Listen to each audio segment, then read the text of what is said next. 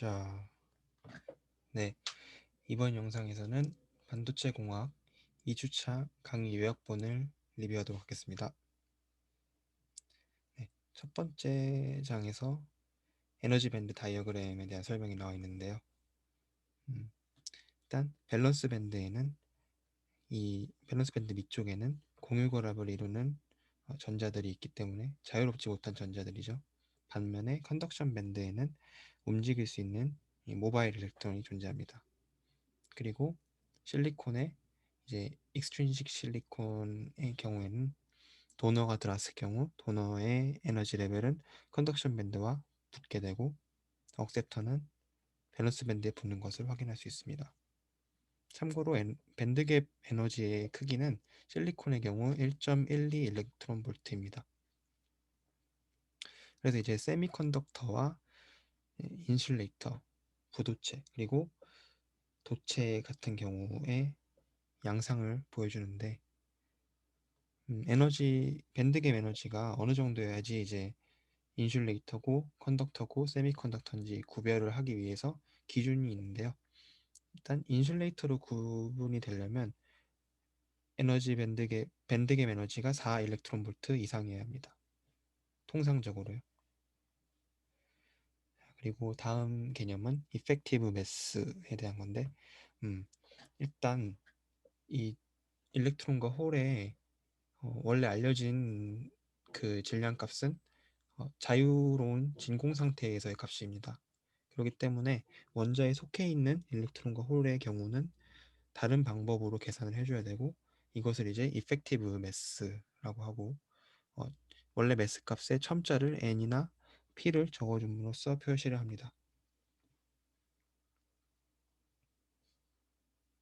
그리고 density of state라는 개념도 나오는데 이거는 이제 어떤 일렉트론이 존재할 때는 어, 양자화된 에너지 레벨에서만 존재가 가능하다라는 뜻입니다. 아무데나 존재할 수 없다는 뜻이죠. 그래서 이 밴드갭 내에서는 지금 DOS가 아무것도 없는 걸 확인할 수 있는데 즉 전자가 존재 불가능하다는 소리입니다. 그리고 옆에 그래프를 보시면 에너지가 높아질수록 DOS 값이 커지고 이 값은 포물선 모양으로 증가를 하되 일정 부분에서는 세츄레이션 되는 것을 확인할 수 있습니다. 그리고 DOS에 의해서 페르미 펑션이라는 중요한 개념이 나오는데요. 페르미 펑션은 이제 에너지 상태가 어떤 한 전자에 의해 점유될 확률을 나타내는 함수입니다. 그래프는 다음과 같이 그려지게 되고요. 페르미 레벨에 있을 때 에너지 레벨이 페르미 레벨에 있을 때 이때의 전자가 존재할 확률은 0.5, 즉 50%의 확률이라는 뜻입니다. 그래서 페르미 펑션의 정의는 f는 1 플러스 2의 e 마이너스 ef 분의 kt 분의 1로 표현을 할 수가 있고요. 이것은 이제 볼츠만 어프로시메이션을 하면은 다음과 같은 식이 나옵니다. 이 식을 사용하는 게 좀 더 편합니다.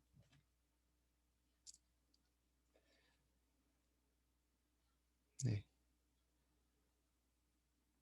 그리고 이제 열평형 상태에서는 시스템 내에서 오직 한 개의 페르미 레벨만 존재를 합니다. 예를 들어 볼까요? 일단 어떠한 에너지 밴드가 있는데 이 페르미 레벨을 기준으로 페르미 레벨보다 위에 있는 이 부분은 어, 전자가 존재할 확률이 50% 이하라는 것이라는 의미고 반대로 이 페르미 레벨 이하에 있는 것은 전자가 존재할 확률이 50%라는 뜻입니다.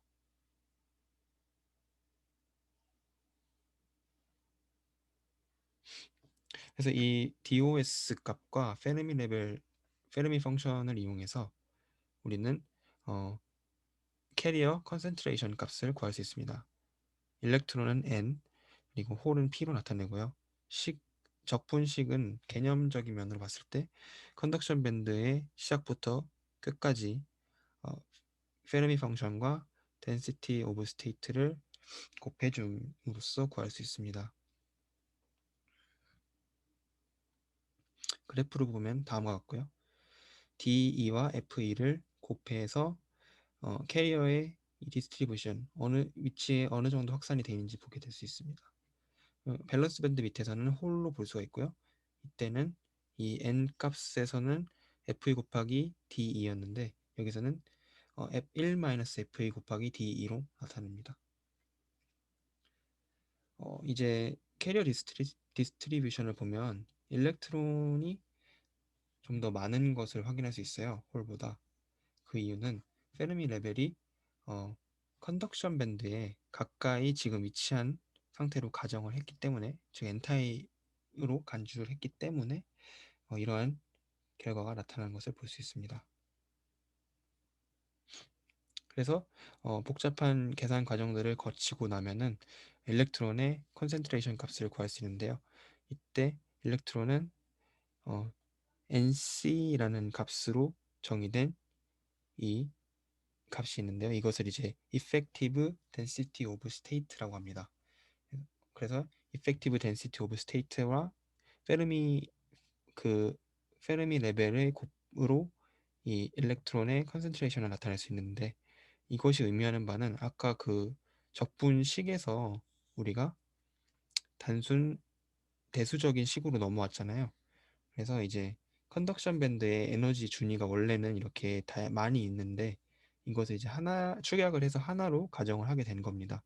그래서 우리는 Effective Density of State라는 하나의 값을 잡고 그것을 페르미 펑션과 곱해서 단순히 곱을 이용해서 n 값을, 즉 일렉트론 콘센트레이션 값을 구할 수 있게 되는 것입니다.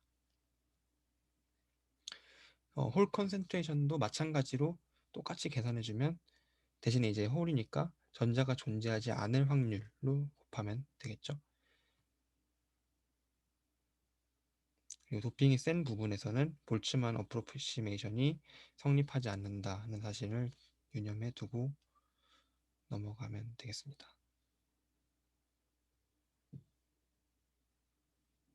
그리고 한 가지 또 중요한 사실이, 만약에 도핑 농도가 높아지게 되면은 그 말은 즉 이제 일렉트론과 홀의 농도도 증가가 된다는 뜻이니까, 일렉트론 홀 이 캐리어 컨센트레이션이 바뀌겠죠. 그렇게 된다면 이 식을 이 n값 좌변이 바뀌니까 우변이 바뀌어줘야 되는데, 우변에서 바뀔 수 있는 건 이 페르미 레벨 뿐입니다.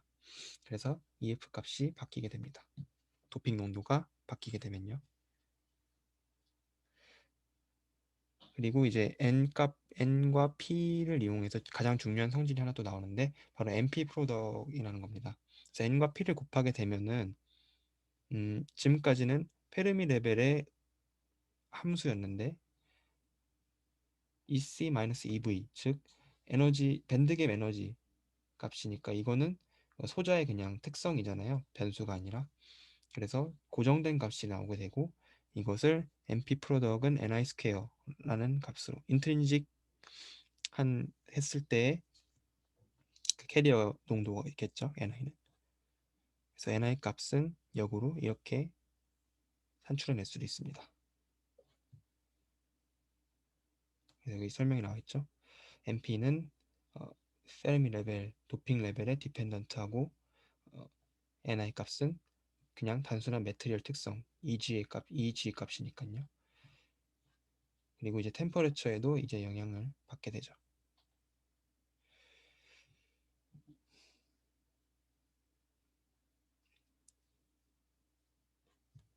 밴드갭이 크다는 의미는 본딩 에너지가 그만큼 크기 때문에 밸런스 밴드에서 컨덕션 밴드로 전자의 이동이 어렵다는 것을 의미합니다. 즉 인트린식 캐리어 컨센트레이션 ni 값이 작다는 의미입니다. 그래서 이제 n타입의 경우 다음과 같이 표시를 할 수 있고, 이제 nd가, 그러니까 도펀트의 양이 압도적으로 많다면 n은 nd가 되고, 도펀트의 도너의 양만큼 n 값이 생성이 되고, np는 ni 스퀘어 값이었으니까 n 대신에 nd 이렇게 해서 계산을 할 수 있다는 의미입니다. p타입도 역으로 마찬가지로 산출이 됩니다. 자, 이제 챕터 2는 이제 일렉트론과 홀의 움직임과 이제 리컨비네이션에 대한 얘기인데요. 일단은 움직임에 대해서 보죠. Thermal motion, 그러니까 열에 의해서 움직임이 발생해서 열 운동 속도에 대해서 구할 수 있는 건데요. 그러니까 어, 일렉트론의 운동 에너지를 다음과 같이 구할 수 있습니다. 그래서 이 식을 정리를 하게 되면은 2분의 3 kT라는 값이 나옵니다. T가 붙기 때문에 지금 서멀 모션이라고 서멀 에너지가 되는 거죠.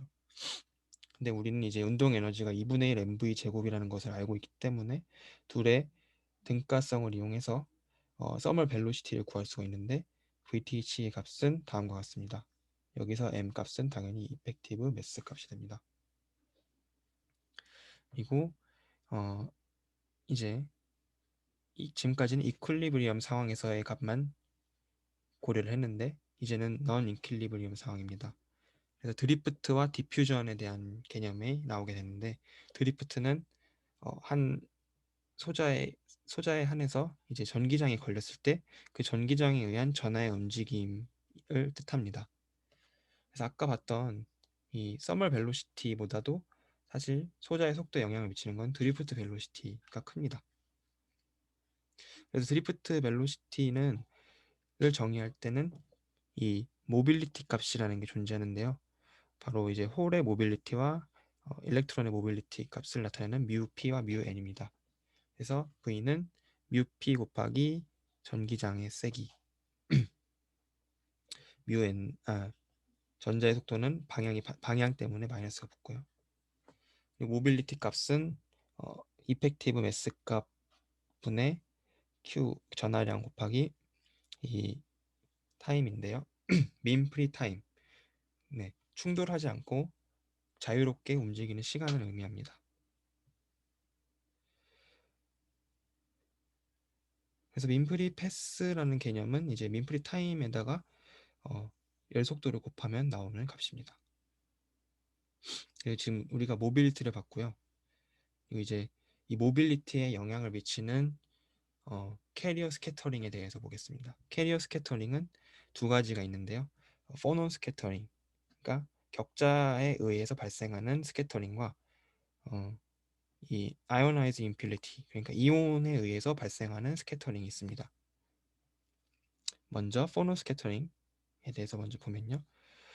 포논 스캐터링 뮤 포논은 다음과 같은 비례 관계가 성립을 해요. 그래서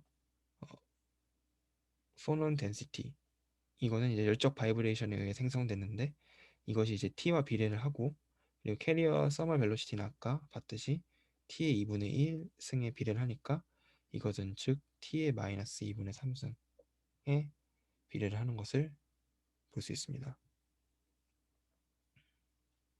그래서 이제 포논 덴시티가 올라가게 되면은 스캐터링 당연히 증가하는 거고요. 모빌리티는 떨어지게 됩니다. 그리고 두 번째 스캐터링인 임퓨리티 스캐터링은 이제 메커니즘을 보면은 온도가 높아진다고 가정을 하면은 이 서머 벨로시티가 높아지겠죠. 아까 V는 n분 루트 n분의 3kT였으니까요. 그래서 이온이 이제 더 빠른 속도로 빠르게 이제 이 이온을 지나간다는 소리입니다. 전자가. 그렇기 때문에 이 모션이 덜 영향을 받는다는 거죠. 이 지나가는 그 시간 영향을 받는 시간이 적으니까요. 그래서 스캐터링도 적게 일어나고 스캐터링이 적게 일어나니까 모빌리티가 상승한다. 이런 메커니즘입니다. 그래서 뮤 임퓨리티 값을 비례관계를 살펴보면은 도핑의 양에 반비례하고 어, 온도의 2분의 3승에 비례하는 것을 볼 수 있습니다. 그래서 총 이제 타우 값을 계산할 수 있고 뮤 값도 더해서 계산할 수가 있습니다. 그래서 그래프를 보면은 이 일단 농도에 대해서 모빌리티 값의 비율을 보면은 농도가 높을 때는 임퓨리티 스캐터링이 영향을 많이 미치는 것을 볼 수 있고요. 농도가 낮을 때는 도펀트의 농도가 낮을 때는 포논 스캐터링이 도미넌트합니다.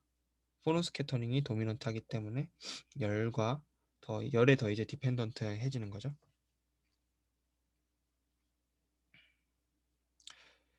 그리고 이제 모빌리티의 템퍼레처 디펜던시를 보면은 네, 아까 봤듯이 도펀트의 값이 클 때는 그냥 포논 스캐터링만 일어나는 것을 볼 수 있습니다. 포논 스캐터링만 일어나는데 음, 도핑 값이 작을 때 포논 스캐터링만 일어나는데 도핑 값이 포논 스캐터링만 일어나서 그 단조 감소, 즉 온도에 반비례하는 거죠. 대신에 이제 임퓨리티 스캐터링이 발생하게 되는 이 구간은 도펀트가 헤빌리 돕트 되는 걸 볼 수 있습니다. 그래서 원래는 단조 감소하던 게 임퓨리티 스캐터링의 영향까지 받게 된 것입니다. 네, 이것으로 2주차 강의 리뷰를 마치도록 하겠습니다. 감사합니다.